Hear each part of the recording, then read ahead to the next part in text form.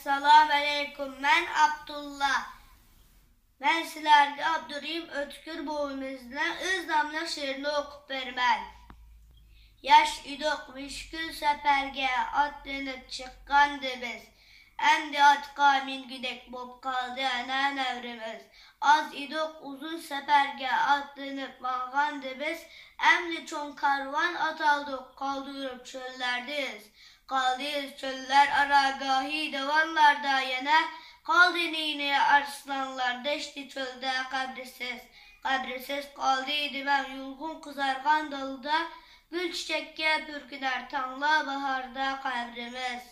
Kaldı el, kaldı mezil, kaldı irakta hemisi, çıksı boran köz kumlar hem kömülmez izimiz. Toxtumaz karvan yoludur, gerçi atlar bek oyraq, takusi hiç bolmasa bu izi bir gün devrimiz ya çevrimiz.